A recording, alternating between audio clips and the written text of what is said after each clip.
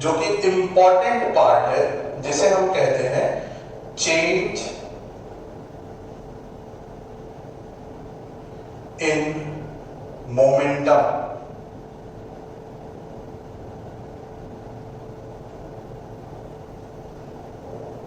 ये बहुत ध्यान से पढ़िएगा। देखिए मैंने ये सिंपल पॉइंट्स से इनको हाईलाइट नहीं किया, ये इंपॉर्टेंट है, बहुत जरूरी है बिगिनर्स के लिए, एडवांस स्टूडेंट्स के लिए, सबके लिए बहुत इंपॉर्टेंट चीज है।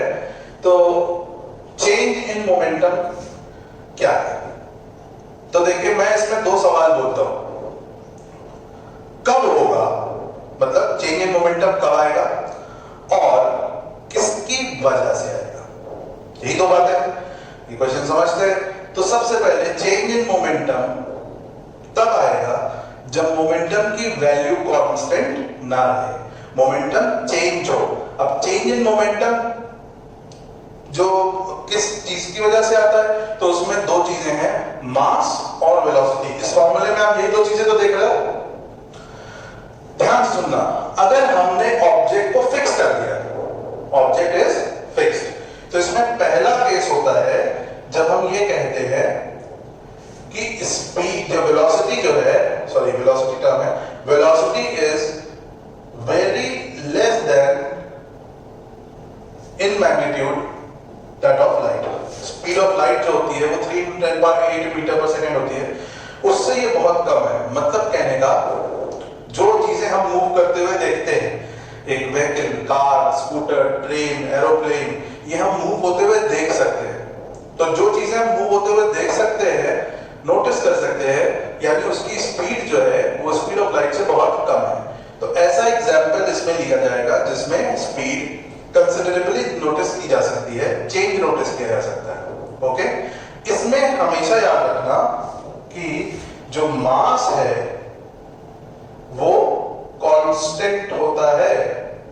ओके, मास चेंज नहीं होगा, स्पीड चेंज होगी। तो मान लो किसी टाइम पर स्पीड ऑब्जेक्ट की क्या थी, v या u, और बाद में स्पीड क्या हो गई, v। तो चेंज इन स्पीड क्या आया, डेल्टा p। तो चेंज इन मोमेंटम कैसे लिखेंगे, delta p is equal to m delta v, isn't it? Delta p क्या है, delta is the sign of change और p का मतलब मोमेंटम। तो change in momentum is equal to mass, mass में क्योंकि कांस्टेंट है तो उसमें कोई चेंज आएगा नहीं, जो भी चेंज आएगा वो किसकी वजह से आएगा, स्पीड। सर इसको थोड़ा एक्सप्लेन करिए। चलिए देखिए, मान लेते हैं लेट इनिशियल वेलोसिटी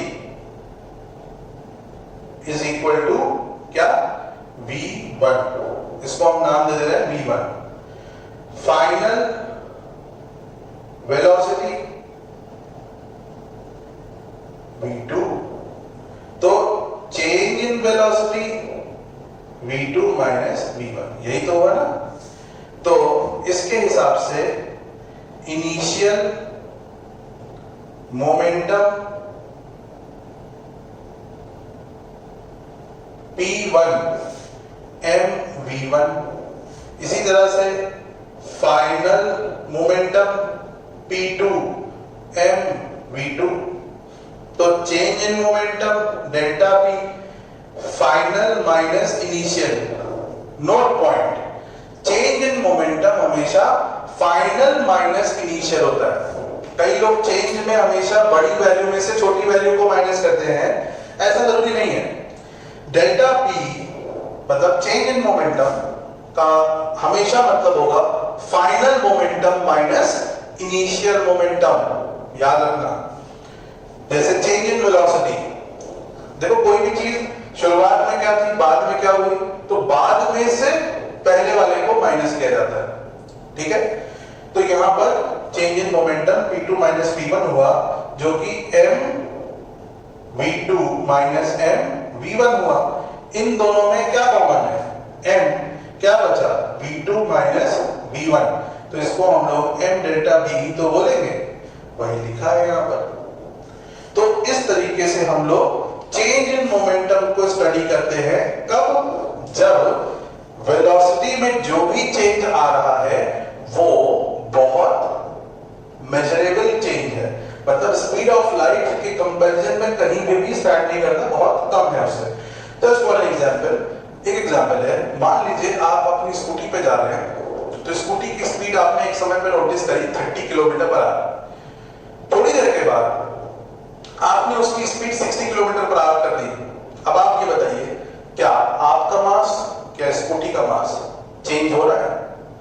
नहीं ना। क्या चेंज हो रहा है? स्पीड आपने चेंज करी। और अगर आपने अपना डायरेक्शन स्ट्रेट रखा तो आप कह सकते हैं वेलोसिटी चेंज करी। तो वेलोसिटी में चेंज करने की वजह से मोमेंटम में चेंज आएगा कि नहीं? तो वही चीज यहां पे एक्सप्लेन की गई। अब आते हैं इसके सेकेंड पार्ट पे, जिसे हम कहते हैं, यहां पर हम लोगों ने ये पढ़ा पहला केस। अब दूसरा केस ये है कि speed of light close to speed of object हो जाए, मतलब जो भी ऑब्जेक्ट हम कंसीडर कर रहे हैं और वो स्पीड ऑफ लाइट दोनों आसपास हो जाए। देखो प्रैक्टिकली एनालाइज कर पाना इसको बड़ा मुश्किल है, बिकॉज स्पीड ऑफ लाइट के क्लोज पे हम कोई ऑब्जेक्ट को जाता हुआ नहीं देखते, but as theory suggest, theory जो है उसके हिसाब से यहां पर ये बात ध्यान रखना, अब मास कांस्टेंट नहीं हो सकता। इसलिए मैं लिख रहा हूं यहां पर इस सिचुएशन में कि जो मास है अब वो कांस्टेंट नहीं होगा, इट कांट बी कांस्टेंट। तो अब क्या होगा देखते हैं। आइंस्टाइन की थ्योरी ऑफ रिलेटिविटी, आप सब ने इसका नाम सुना होगा। उसके थ्रू उन्होंने एक रिलेशन दिया है मास का और स्पीड ऑफ लाइट का। वो रिलेशन ये बताता है m is equal to m0 upon under root 1 minus v by c square. By this formula क्या चीज बोलना चाह रहा हूं, m0 रेस्ट मास है। रेस्ट मास का मतलब समझते हैं, जब ऑब्जेक्ट रुका हुआ है, कोई भी मोशन नहीं है उसमें, तो उसका वजन क्या है या मास क्या है, तो उसको हम लोग बोलते हैं रेस्ट मास। और यहां पर v क्या है, velocity, c speed of light. अब आपने ऑब्जेक्ट को जो वेलोसिटी दी वो बहुत कम दी, बहुत कम, स्पीड ऑफ लाइट कंपैरिजन में बहुत कम दी। इसको ऐसे समझिए कि अगर हमने सपोज 72 kmph स्पीड रखी, 72 किलोमीटर पर आ गई, अच्छी खासी स्पीड है मैनुअल लिमिट में, तो इसको हम लोग जब कन्वर्ट करते हैं मीटर पर सेकंड में तो कितनी हो जाती है, इसको हम लोग 5/18 से मल्टीप्लाई करते ही आता है 20 metre per second, isn't it? इसको मल्टीप्लाई कर देते 5/18 से, तो सॉल्व करके कितना आता है, 20 मीटर पर सेकंड। मैं बस ये समझाना चाह रहा हूं कि आपको इस रिलेशन की मीनिंग क्लियर हो। यहां पर हमने देखा कि इसकी स्पीड 20 मीटर पर सेकंड है और स्पीड ऑफ लाइट कितनी होती है, 3 × 10⁸। अगर इन दोनों को आप डिवाइड करोगे तो बहुत छोटी वैल्यू आएगी, मतलब क्लोज टू 0। इसलिए ये 0 हो जाता है और 1 में से 0 जाएगा तो कितना बचेगा, 1। 1 का रूट कितना होता है, 1। इसलिए मास और रेस्ट मास सेम रहते हैं। तो ये कंडीशन आ जाती है जिसको हम बोलते हैं मास इज कांस्टेंट। लेकिन अब कह दिया कंपेयर कर सकते हो स्पीड ऑफ लाइट से, मतलब मान लो मैंने कहा कि अब v जो है वो c/2 हो गया। क्या हो गया, c/2। तो देखो यहां क्या होगा, जैसे ही हमने c/2 करा तो न्यूमरेटर तो m0 है, ओके। डिनोमिनेटर में 1 माइनस, यहां पे c/2 रखेंगे तो क्या बचेगा, c/2 रखेंगे तो c कट जाएगा, यहां बचेगा 1/4, इज़न्ट इट? c/2 रखोगे, c कट गया, 1/2 का स्क्वायर 1/4। इसमें एलसीएम लोगे, 4 - 1 3, 3/4 से 2 आएगा। ये वैल्यू बच रही है 2m0 डिवाइडेड बाय √3 और इधर है m। अब आप मुझे बताओ कि ये वैल्यू m0 से बड़ी है या छोटी?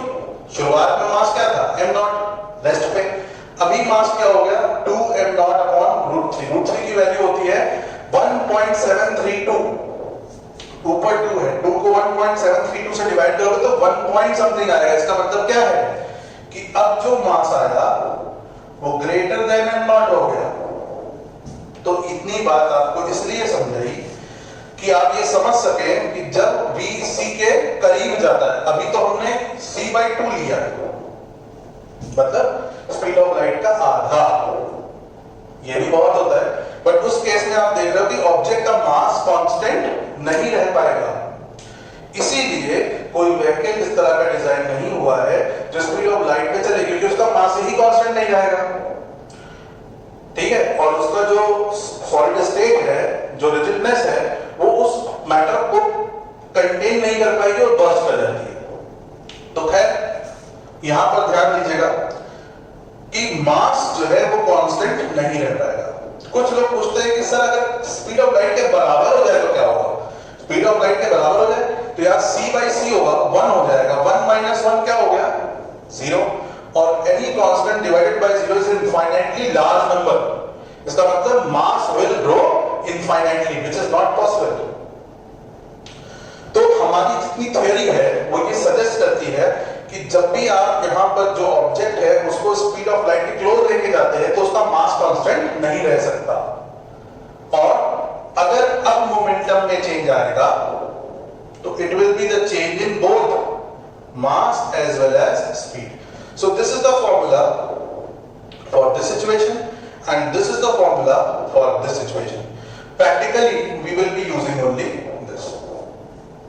समझ में आया आपको ये? कोई दिक्कत? Okay? So this was the fourth part which we know as change in momentum. Now the last part of linear momentum. Last part.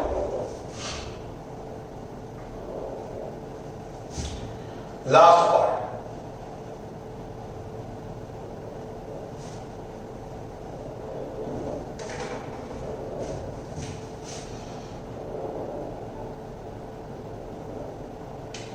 Rate of change of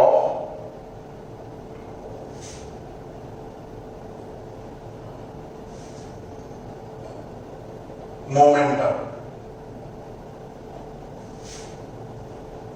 rate of change of momentum. अभी आपने change of momentum पढ़ा, हम लोगों ने देखा change of momentum क्या है, delta P, और प्रैक्टिकल लाइफ के लिए पहला रिलेशन यूज होगा that is m delta p। जब भी ये टर्म जुड़ता है, यहां पर आप देखो क्या लिखा हुआ है, रेट। रेट का वर्ड, रेट वर्ड मतलब फिजिक्स में होता है विद रिस्पेक्ट टू टाइम, कोई भी चीज का change with respect to time. तो rate of change of momentum का मतलब हुआ change in momentum with respect to change in time. तो एक चीज समझाना चाह रहा हूं, लेट एट टाइम t1 कोई हमने टाइम इंटरवल ले लिया है, initial velocity is u, symbol उसका हमने क्या ले लिया है, u, okay. At time t2 final velocity is v, final velocity v है। Let mass of object is equal to m। हमेशा के लिए हमने ऑब्जेक्ट का मास क्या ले लिया है, m, जो कि ब्रैकेट में लिख दे रहा हूं, कांस्टेंट रहेगा बिकॉज ये जो चेंज है वो स्पीड ऑफ लाइट के हिसाब से बहुत कम है। तो अब आप मुझे ये बताओ P1 क्या होगा, initial momentum m u, okay. P2 क्या होगा, m v, isn't it? P1 होगा m u, P2 होगा m v। What is delta p? Delta p का मतलब P2 माइनस P1। तो डेल्टा p क्या हो गया, mv minus mu, m common v minus u। सो हमें क्या मिल गया है, डेल्टा p। और अगर हम विद रिस्पेक्ट टू टाइम निकाल दें, यानी rate of change of momentum, अब ये देखना चाहें तो इसका एब्रिविएशन है delta p by delta t। मतलब समझ रहे हैं इसका, डेल्टा p क्या इंडिकेट कर रहा है, change in momentum. Delta t क्या इंडिकेट कर रहा है, चेंज इन टाइम। तो इसको हम लिखेंगे m v minus u upon t2 minus t1, क्योंकि टाइम इंटरवल फाइनल का ये है और इनिशियल का ये है। तो इसे हम लिख सकते हैं m v minus u upon delta t, या m delta v bye delta t। क्या यहां तक बात समझ में आई आपको? बोलिए। देखो, जो प्रोसेस मैंने लिया, मैंने आपको directly second law of Newton second law नहीं बताया। आई टुक अ पाथ कि इसमें पहले आपको समझना चाहिए मोमेंटम क्या है। जब आपको मोमेंटम समझ में आ जाए, then you should move on to change of momentum. फिर अगर वो समझ में आ जाए तो फिर rate of change of momentum, और अब आप न्यूटन सेकंड लॉ जानते हैं। यही है, बस आपको यहां पर मैं अभी एक स्टेटमेंट बताऊंगा और ये प्रूविंग है सेकंड लॉ की। वो कैसे, वो भी समझा। तो पहले मैं यहां पे बता रहा हूं, थर्ड पॉइंट में Newton's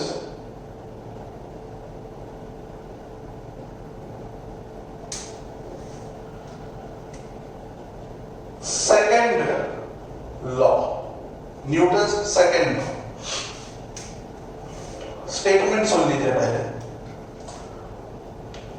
rate of change of momentum, ये आपने स्टेटमेंट में नाम सुना, rate of change of momentum is directly proportional to the force applied and the direction of rate of change of momentum is in the direction of force applied। मतलब समझ में आया? इसमें से समरी निकालो। ये कह रहे हैं कि rate of change of momentum जो है वो डायरेक्टली प्रोपोर्शनल किसके है, फोर्स अप्लाइड के। ओके, तो आप देखो, according to the statement, rate of change of momentum, rate of change of momentum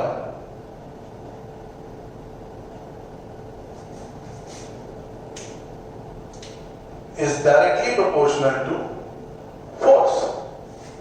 यही तो बताया गया।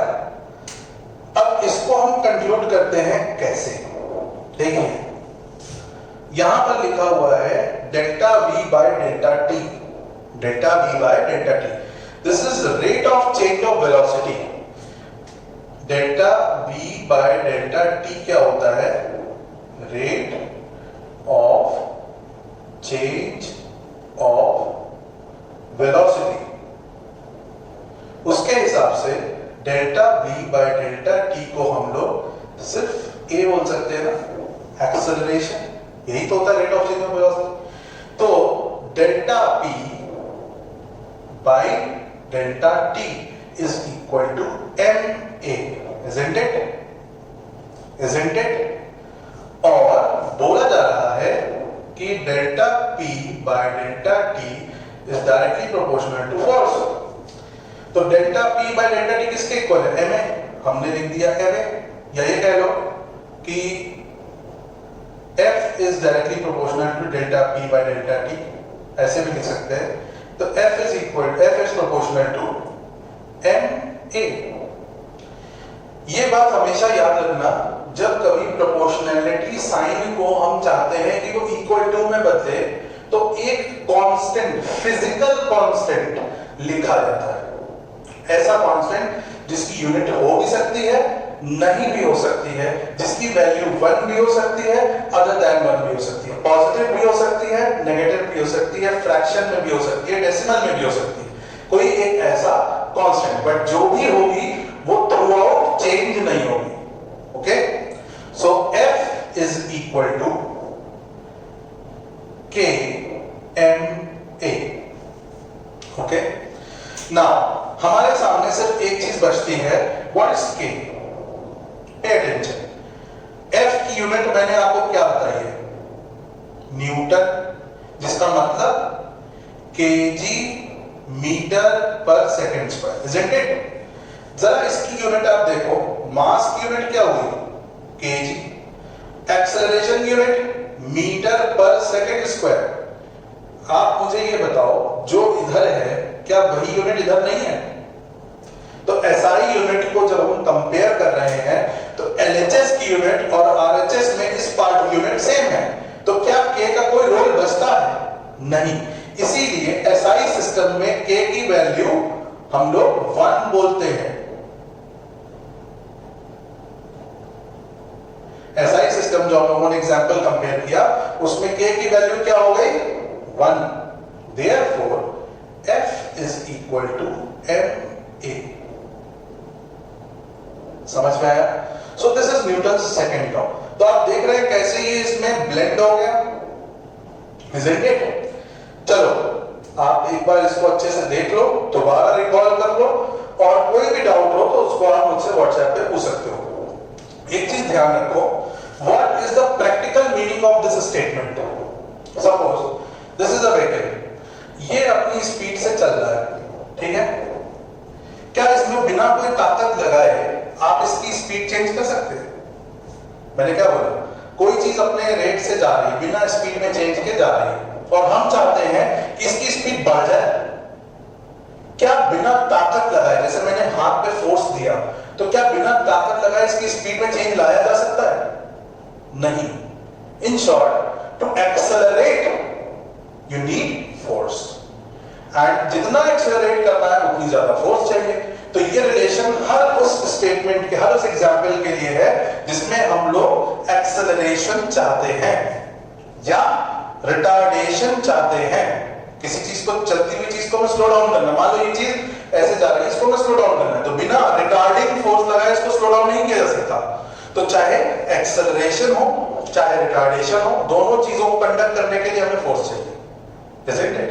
सो जितने भी एग्जाम्पल्स हैं, जैसे रॉकेट है, हमें उसको शूट करना है, उसकी स्पीड बढ़ाते जानी है, तो फिर उसमें हमें एक्सेलरेशन में जो भी वैल्यूज है वो चेंज करने हैं, तो उसके लिए फोर्स चाहिए।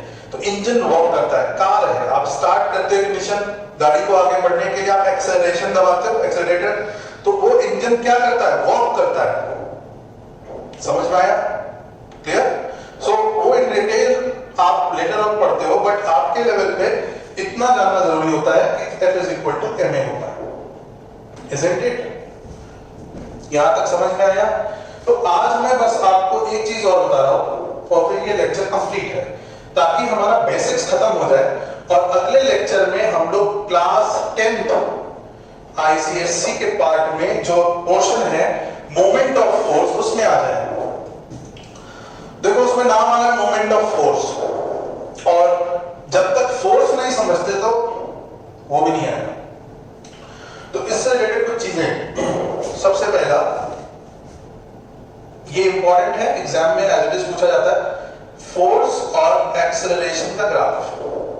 तो हमेशा याद रखिए it will be a straight line because they are directly proportional. आप एक्सेलरेशन बढ़ाते जाओगे, फोर्स अपने आप बढ़ता जाएगा, और इसका जो स्लोप होता है उसे हम मास कहते हैं because it is constant. Okay, दूसरा ग्राफ जो आपसे पूछा जा सकता है वो एक्सेलरेशन और मास का है। अब आप सोचेंगे ये कैसे? मान लीजिए ताकत फिक्स है, मतलब जितनी ताकत से कोई चीज खींची जा सकती है वो उतनी ताकत से खींच सकती है, लेकिन हमने उसमें मास चेंज करना शुरू कर दिया। अब मान लीजिए किसी चीज को हम इजीली लेके जा रहे हैं, अचानक से उसमें हैवी हो गई चीजें, तो फिर एक्सेलरेशन में कमी आएगी ना, इसलिए इनवर्स रिलेशन का ग्राफ होता है और इसको हम लोग ये शो करते हैं। ओके, तो ये ग्राफ हो जाएगा एक्सेलरेशन और मास के बीच का। मोमेंटम और वेलोसिटी के बीच का ग्राफ स्ट्रेट लाइन, बढ़ाते जाइए, वेलोसिटी मोमेंटम बढ़ता जाएगा, ठीक है। मोमेंटम और मास का ग्राफ, अगर वेलोसिटी फिक्स है, आप उससे ज्यादा वेलोसिटी नहीं दे सकते, तो ऑब्जेक्ट का मास बढ़ाते जाओगे, मोमेंटम में चेंज कम होता जाएगा। तो इसलिए ये